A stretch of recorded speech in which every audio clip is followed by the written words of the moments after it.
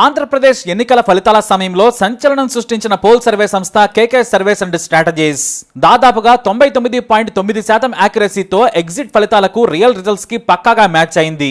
అసలు ఎంత పర్ఫెక్ట్ గా సర్వే చేయొచ్చా అని చాలా మంది ముక్కన వేలేసుకున్నారు. ఎందుకంటే కేకే సర్వే పర్ఫెక్ట్ గా జిల్లాల వారీగా వేసిన అంచనాలు కూడా ఒరిజినల్ ఫలితాలతో సరిపోలాయి. దీంతో కేకే సర్వేస్ అధినేత కేకే ఒక్కసారిగా ఓవర్ నైట్ లో స్టార్ అయ్యారు. సర్వే ఫలితాల్లో ఎలాంటి శాంపిల్ తీసుకున్నారు, నియోజకవర్గానికి ఎంత మందిని సర్వే చేశారు, వారి ప్రశ్నావళి ఏంటనే ఇతర సర్వే సంస్థలకు కూడా ఆరా తీసేంతగా ప్రభావం చూపించింది కేకే సర్వేస్. ఇప్పుడు ఉత్తరాది ఎన్నికలపై కూడా సర్వే చేస్తూ జాతీయ సంస్థగా ఎదిగే ప్రయత్నం చేస్తున్నారు కేకే. ఇప్పటికే హర్యానా, జమ్మూ కాశ్మీర్, జార్ఖండ్, ఢిల్లీలపై కూడా సర్వే చేశారు ఆయన. మరీ ముఖ్యంగా హర్యానా ఎన్నికల ప్రీపోల్ సర్వే రిపోర్ట్ ను మీడియాతో పంచుకున్నారు కేకే. కేకే మాటల్లో ఆయన ఏమన్నారంటే, మేము సరిగ్గా ఏపీ ఎన్నికల ఫలితాలకు ముందే చేసిన సర్వే మాదిరిగానే ఓటర్లలోని ప్రతి వర్గాన్ని ప్రశ్నించాం. వారి అంతరంగాన్ని కూడా తెలుసుకునేందుకు ప్రయత్నం చేశాం. వేరువేరు వర్గాలను మేము ప్రశ్నించి ఏ పార్టీకి ఓటేస్తున్నారనే దానిపై కూలంకషంగా ప్రశ్నించాం. వేర్వేరు ఫ్యాక్టర్స్ ను పరిగణలోకి తీసుకుని సర్వే చేశామని చెప్పారు కేకే. అయితే హర్యానాలో ఏ పార్టీ గెలుస్తుందంటే మాత్రం కళ్ళు మూసుకొని చెప్పేయొచ్చు. ఈసారి హర్యానాలో కాంగ్రెస్ దే విజయం. వరుసగా 10 ఏళ్లలో బీజేపీ పాలన చూసిన ప్రజలు విసిగిపోయారు. బీజేపీ వ్యతిరేక ఓటు భారీగా కాంగ్రెస్ కి వెళుతుందని కేకే చెప్పుకొచ్చారు. అంతేకాదు ప్రతి 3 సీట్లలో 2 బీజేపీ కోల్పోతుంది. అంటే దారుణ బీజేపీ ఓడిపోతుందని కేకే సర్వేస్ ద్వారా తమ సర్వే వివరాలు చెప్పారు ఆయన.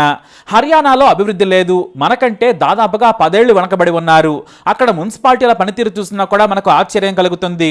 అభివృద్ధి లేదు, నిరుద్యోగం ఎక్కువగా ఉంది, యువకులు బీజేపీ మీద అసంతృప్తిగా ఉన్నారని చెప్పుకొచ్చారు కేకే.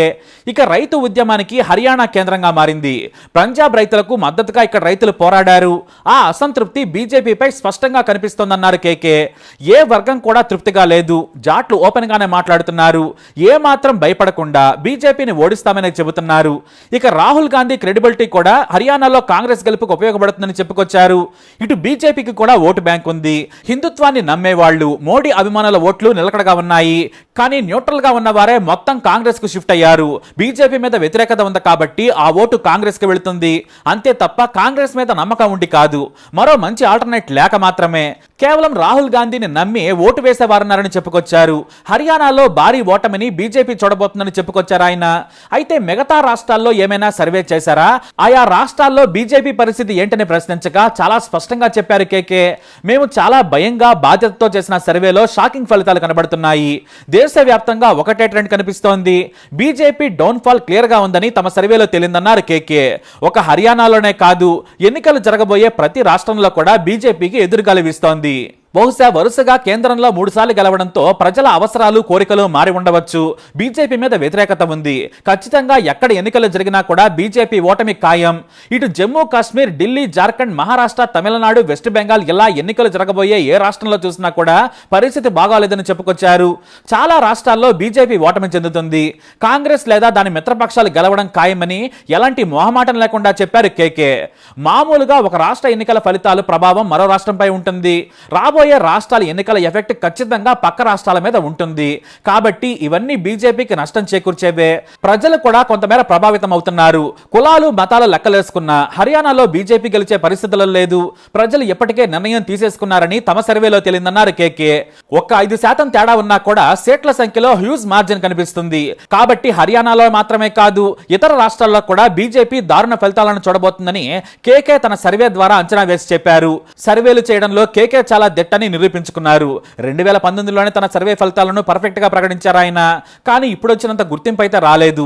ఈసారి మాత్రం జాతీయ సర్వే సంస్థలు, జాతీయ మీడియా సంస్థలు కూడా ఏపీలోని కేకే సర్వే ఫలితాలు పర్ఫెక్ట్ గా ప్రజల ఆలోచనలు ప్రతిబింబించేలా ఉన్నాయని అంతా మెచ్చుకున్నారు. ఇప్పటి నుంచి జాతీయ స్థాయిలో కూడా ఎన్నికల ఫలితాలు ప్రజల మనసులోని మాటను పోలింగ్ ముందే ఖచ్చితంగా బయటపెట్టి ఓటర్ మూడును చెప్పేందుకు ప్రయత్నిస్తున్నారు కేకే. ఆయన సర్వే ఫలితాలు ఈసారి కూడా పర్ఫెక్ట్ గా నిజమవుతాయి అనడంలో ఎలాంటి సందేహం లేదు. మరి కేకే సర్వేపై మీరేమంటారు? మీ అభిప్రాయాన్ని కమెంట్ ద్వారా తెలియజేయండి. సో ఇక్కడ ఢిల్లీలో హర్యానా ప్రెస్ మీట్ గురించి ఇక్కడ మనందరం కలుసుకోవడం జరిగింది. ఇక్కడికి వచ్చిన ప్రెస్ వాళ్ళందరికీ ప్రతి ఒక్కరికి థ్యాంక్ యూ అండి. ముఖ్యంగా ఆంధ్ర, తెలంగాణ నుంచి వచ్చినటువంటి ప్రెస్ వాళ్ళకి కేకే సర్వేస్ గురించి, కేకే గురించి సెపరేట్గా ఎక్స్ప్లెయిన్ చేయాల్సిన అవసరం లేదు. మీ ద్వారా, మీ మాధ్యమాల ద్వారా ఎంతో లక్షలాది కోట్లాది మంది ప్రజలకి మనం చేరుకున్నాం. అందుకని మరొకసారి థ్యాంక్ యూ. ఫస్ట్ టైం మనం హర్యానా నార్త్ బెల్ట్లో చేస్తున్నాం కాబట్టి చాలా ఒళ్ళు దగ్గర పెట్టుకొని అదే కాన్షియస్తో మన బ్రాండ్ వాల్యూ ఎక్కడ తగ్గకూడదని చాలా జాగ్రత్తగా చేయడం జరిగింది. సో హర్యానాలో ఎలా ఉంది పరిస్థితి అని చెప్పేదానికి ఈ ప్రీ పోల్ మనం ఇక్కడ ఢిల్లీలో అందరం కలుసుకోవడం జరుగుతుంది. హర్యానా గురించి మేము చెప్పాలంటే ఖచ్చితంగా 100% ఇక్కడ కాంగ్రెస్ గెలిచేదానికి 100% ఆస్కారం ఉందండి. బీజేపీ పోటీ చేసే ప్రతి 3 స్థానాల్లో కూడా 2 స్థానాలు ఓడిపోయేదానికి ఆస్కారం ఉంది. నెంబర్లు ఖచ్చితంగా మనం ఎగ్జిట్ పోల్స్ రోజు మీకు చెప్పడం తెలియజేస్తాం. ఖచ్చితంగా ఆ రోజు ఆంధ్రలో చెప్పినట్లుగా సింగిల్ నెంబరే చెప్తాం. ఈ పరంపరను కొనసాగిస్తాం. ఇక్కడ చూస్తున్న ఫస్ట్లో మాకు చాలా భయంగా, చాలా జాగ్రత్తగా ఎలా చేయాలని భయంగానే స్టార్ట్ చేసాం. పోన్ కాన్ఫిడెన్స్ వచ్చింది. 100% మనం చేయగలుగుతాం. దేశవ్యాప్తంగా ప్రతి స్టేట్లో ఇదే కాన్ఫిడెంట్తో ముందుకెళ్తున్నాం. రెండో పాయింట్, హర్యానా ఒకటే కాదండి, రాబోయే ప్రతి ఎలక్షన్స్లో హర్యానా కావచ్చు, జమ్మూ కాశ్మీర్ కావచ్చు, మహారాష్ట్ర కావచ్చు, జార్ఖండ్ కావచ్చు, వెస్ట్ బెంగాల్ కావచ్చు, తమిళనాడు కావచ్చు, ఢిల్లీ కావచ్చు, ఆల్మోస్ట్ ప్రతి స్టేట్లో రాబోయే ఎలక్షన్స్ ప్రతి స్టేట్లో బీజేపీ ఓడిపోయేదానికి 100% ఎక్కువ అవకాశాలు ఎక్కువ స్టేట్లో కనపడుతున్నాయండి. ఇది చాలా ఒళ్ళు దగ్గర పెట్టుకొని జాగ్రత్తగా భయంతో బాధ్యతతో చెప్తున్న మాటలు ఇవి. మీకు తెలుసు మనం ఏ పార్టీ తరపునో, ఏ పార్టీకి కొంగు కాస్తారో, ఏ పార్టీకి సపోర్ట్గానో చేయమని. సో ఖచ్చితంగా ఈ ట్రెండ్ కొనసాగుతుంది. ఇంకా మీకు చెప్పాలంటే ఒక టైటానిక్ షిప్ మునిగిపోయే ముందు ఎలా ఉంటుందో అలా ప్రతి స్టేట్లో బీజేపీకి ఆ ఫెయిల్యూర్ కనపడుతుంది.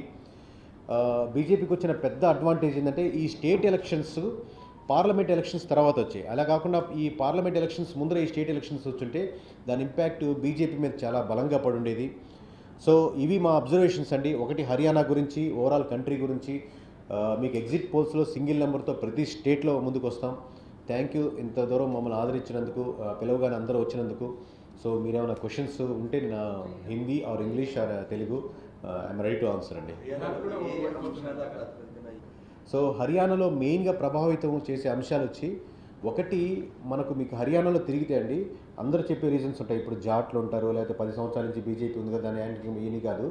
మేజర్గా మీకు ప్రతి విలేజ్లో మన ఆంధ్రాతో కంపేర్ చేసుకుంటే ఇంకో 10 సంవత్సరాలు వెనకున్న ఎంత దారుణంగా ఉన్నాయన్న విలేజ్లు, మురిక్కాలు కానీ, మున్సిపాలిటీ కానీ, అక్కడ ఉన్నటువంటి సిస్టమ్స్ కానీ ఇంకా ఎక్కడో వెనకబడిపోయి ఉన్నాయి బాగా అనమాట. దాని నుంచి వ్యతిరేకత కోరుకుంటున్నారు. అలాగే జాబ్స్ ఏదైతే ఎక్స్పెక్ట్ చేస్తారో వాళ్ళు వ్యతిరేకుతున్నారు. అలాగే రైతులు మీరు చూస్తుంటారు, రైతుల ఉద్యమానికి మీద ప్రధానంగా కూడా హర్యానా, మనకు పంజాబ్ రైతులే దాని వెనకాల ఉంటారు.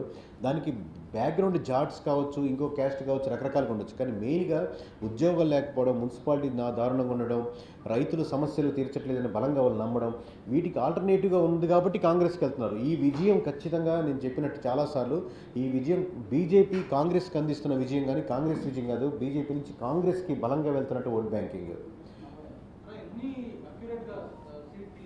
చెప్తాను, ఖచ్చితంగా చెప్తాను సార్. ఎగ్జిట్ పోల్స్లో సింగిల్ నెంబర్తో చెప్తాను. ఇప్పుడు కరెక్ట్ ప్రీ పోల్ కాబట్టి ఇప్పుడు చెప్పడం కరెక్ట్ కాదు. ఎగ్జిట్ పోల్స్ సాయంత్రం రోజు సింగిల్ నెంబర్ చెప్తాను యాజ్ యూజువల్. బీజేపీ మీద ఉన్నటువంటి వ్యతిరేకతతో కాంగ్రెస్ అడ్వాంటేజ్ 100% సార్. అలాగే at the same time Rahul Gandhi గారికి కూడా ఇండివిజువల్ ఇమేజ్ కంపారిటివ్లీ మాకు చూస్తున్నటువంటి డేటాతో గడిచిన 10 years డేటాతో పోలిస్తే ఇప్పుడు ఆ క్రెడిబిలిటీ కంపారిటివ్లీ ఇండివిజువల్గా పర్లేదు అని పెరుగుతుంది. కోర్ బీజేపీ ఓట్ బ్యాంకింగ్ కోర్కే ఉందండి. ఎప్పుడైతే అంటే మతం పరంగా లేకపోతే ఏదైతే నమ్ముతారో ఇలాగే ఉండాలి, ఈ పార్టీ లేకపోతే దేశం అన్యాయం అయిపోద్ది అని ఏదైతే భావజాలం ఉందో అలాగే ఉంది. అలాగే కోర్ కాంగ్రెస్ ఓట్ బ్యాంకింగ్ కూడా ఉంది. బట్ గడిచిన రిజిమ్లో కాంగ్రెస్ యొక్క స్కామ్స్ చూసి ఇటు వచ్చిన ఓట్ బ్యాంకింగ్ ఈ 10-12 సంవత్సరాల్లో కంపారిటివ్లీ మళ్ళీ వాళ్ళు మూవ్ అవుతుంది, ఓవరాల్గా షిఫ్ట్ అవుతుంది. ఈ ఓట్ బ్యాంకింగ్ పైన ఉన్నటువంటి 10-15% ఆఫ్ ఓట్ బ్యాంకింగ్ బీజేపీ నుంచి మళ్ళీ కాంగ్రెస్కి షిఫ్ట్ అవుతుంది. ఈ ఓట్ బ్యాంకింగ్ మేజర్ డిఫరెన్స్ తీసుకొస్తుంది. అంటే ప్రజలు ఇంతకుముందు అంటే ఇదే సార్ చెప్పింది. దీని ముందు ఒక ఎగ్జాంపుల్ చెప్తున్నాను. ఇప్పుడు సర్వే కంపెనీస్ కూడా ఎక్కువ మంది ఫెయిల్ అయ్యేదానికి కారణం ఏంటంటే, మీరు ఎవరికి ఓటేస్తారంటే క్లారిటీగా మీరు ఏ పార్టీకి చెందిన వాళ్ళు తెలిసిపోయి దాని తగ్గట్టుగా ఆన్సర్ ఎలా చెప్తారో, నా ఓటు దీనికి వేస్ట్ అయిపోతుంది, ఖచ్చితంగా దీనికి బలంగా గెలిచే పార్టీకే ఓటేద్దామని ఆమ్ ఆద్మీ పార్టీ కావచ్చు, జేజేపీ కావచ్చు, ఎల్ఎల్పీ పార్టీస్ కావచ్చు, లేదా బీఎస్పీ పార్టీ ఓట్ బ్యాంకింగ్ కూడా ఏది స్ట్రాంగ్గా అగెనిస్ట్గా నిలబడుతుందో ఆ మెజారిటీ ఓట్ బ్యాంకింగ్కే పీపుల్ అక్కడ మొగ్గు చూపుతున్నారు. అట్ ది సేమ్ టైం వాళ్ళకి కూడా 2,000-3,000 ప్రతి నియోజకవర్గం వచ్చే ఆస్కారం ఉంది. కానీ మేజర్ మీరు చెప్పినటువంటి యాంటీ బీజేపీ ఓట్ బ్యాంకింగ్ వద్దనుకునే government anti incumbent vote banking అంతా కాంగ్రెస్కే మూవ్ అవుతుంది సార్, మెజారిటీ సెక్షన్. కరెక్ట్. అంటే డిలే అయిపోయింది సార్, అంటే స్టార్టింగ్లో ఉంటే బాగుండేది. ఇప్పుడు అనుకున్న దానికంటే డిలే ఏంటంటే, ఒకటి టైం ఫ్యాక్టర్ లేట్ అవ్వడం, చాలా రోజుల వరకు కూటమి కట్టేదానికి వెయిట్ చేయడం, సీట్లు సర్దుబాటు కాకపోవడం, వీళ్ళు 10 అడగడం, 5కు రావడం, లేకపోతే వాళ్ళు 20 ఎక్స్పెక్ట్ చేయడం ఆమ్ ఆద్మీ పార్టీ. సో ఈ విధంగా సీట్ ఎక్స్పెక్టేషన్ లేట్ అయ్యేసరికి ఆల్రెడీ ఈ కాంగ్రెస్కి అది బలమైంది. సో కాంగ్రెస్ క్లారిటీగా ఒక 4-5 సీట్లు మించి ఇచ్చేదానికి రెడీగా లేదు. వాళ్ళు అడిగినట్టు 20 కానీ 25 సీట్లు రెడీగా లేదు. కాబట్టి ఆ డిలే జరగడం వల్ల ఆమ్ ఆద్మీ పార్టీ కూడా బాగా నష్టపోయింది. ఇదే రిజిగ్నేషన్ ఆమ్ ఆద్మీ పార్టీ కేజ్రీవాల్ గారు ఒక couple of years back 3 years back ఆల్టర్నేటివ్గా చేసి తిరుగుంటే ఎంతో కొంత పుంజుకునేదానికి ఆస్కారం ఉండేది.